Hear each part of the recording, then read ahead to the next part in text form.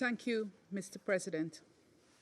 After 5 months of war in Gaza and the horrific attacks of 7th October 2023, this Council has still not been able to adopt a text that addresses all the dimensions of the conflict in a manner that impacts the situation on the ground and upholds the rule of law.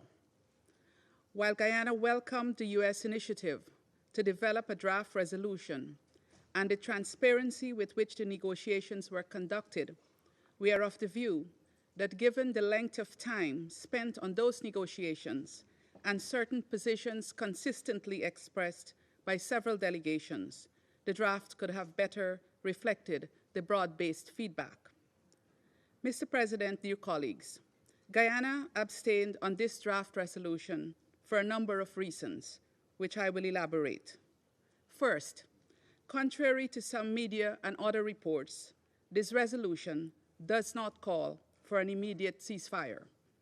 Instead, we note that it, and I quote, determines the imperative for a ceasefire, end of quote, and calls for support for diplomatic efforts that are ongoing outside of the UN. While those efforts must be commended, given the responsibility and mandate of this Council, Guyana could not support a resolution that does not unequivocally call for an immediate ceasefire. Nearly 32,000 persons have been killed in Gaza since 7th October, the majority of whom are women and children. More than 74,000 have been maimed.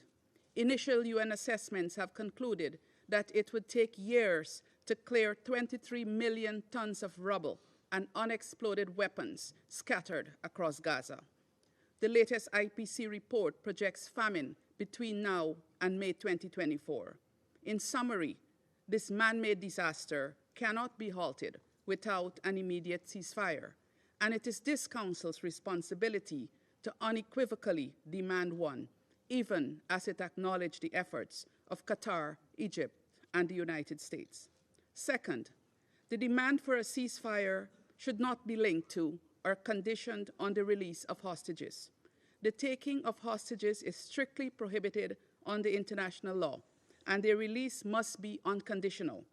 Guyana reiterates its call for the immediate and unconditional release of all hostages. Two wrongs cannot make a right, and the Palestinian people should not be collectively punished and themselves held hostage for the crime of others. Third, in our view, this text lacked attribution in a number of key areas. While the draft includes the condemnation of Hamas for the October 7th attacks and demands they immediately grant humanitarian access to the hostages, and rightfully so, there is no attribution or demands to the Israeli authorities for what is taking place in Gaza. For example, who is responsible for 1.5 Palestinians taking refuge in Rafah, and who has announced a planned military ground offensive there? To whom is the demand for compliance with obligations under international law regarding the protection of civilians and civilian objects, humanitarian access, and the protection of humanitarian relief and medical personnel, their assets and infrastructure applicable? Who has erected and maintained the existing barriers to the provision of humanitarian assistance at scale? Who is responsible for the forcible displacement of the civilian population in Gaza?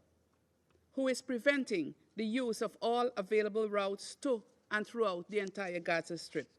Who does not respect the confliction and notification mechanisms?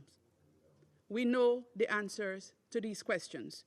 We have heard briefer after briefer, both from the UN system and civil society, describe the situation on the ground, explaining where the problems are and who is responsible for creating these problems. Why then were the relevant demands in the resolution not clearly addressed to the occupying power? Not even once was this done. Indeed, if one were to read this resolution without background knowledge, it would be difficult to ascertain which party in this conflict is committing the atrocities in Gaza, atrocities which necessitated this draft resolution being put forward. In a resolution of 41 paragraphs, 2,036 words. The occupying power is mentioned once in the penultimate paragraph. Fourth, preambular paragraph 7 was of particular concern to Guyana. This council is the organ with the charter responsibility for addressing threats to peace, breaches of the peace, and acts of aggression.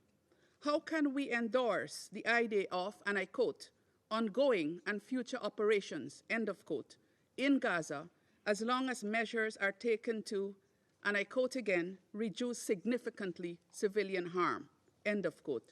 This idea was rejected by several delegations during the course of the negotiations. In Guyana's view, this is in direct contravention of the Council's responsibility. It would set a dangerous precedent and make the Council complicit in the atrocities being committed in Gaza now and in the future. Fifth and final, we took note of the 4 paragraphs treating with the mandate of the Senior Humanitarian and Reconstruction Coordinator for Gaza. While we applaud the coordinator's efforts, we are of the view that the scale of efforts that would be required in Gaza after the war would warrant a keen role for UNRWA, given its decades of experience in the Strip and its capacity vis-à-vis other agencies operating there. This Council has heard many times of the indispensability of UNRWA. It is the lifeline for Palestinians. We were, therefore, disappointed that the only mention of UNRWA in the draft pertained to the investigations into the allegations against a small number of its staff. Guyana, supported by several delegations, had requested an affirmation of UNRWA's important mandate in the text, but this was not taken on board. Mr. President, dear colleagues, this Council still has an opportunity to take action to end the suffering of all parties. Civilians in Gaza need a respite. Palestinians need a respite. Israelis need a respite. Both need a respite from this continuous cycle of violence and pain. That is the real window of opportunity, the strong desire by the people of Palestine and Israel for peace.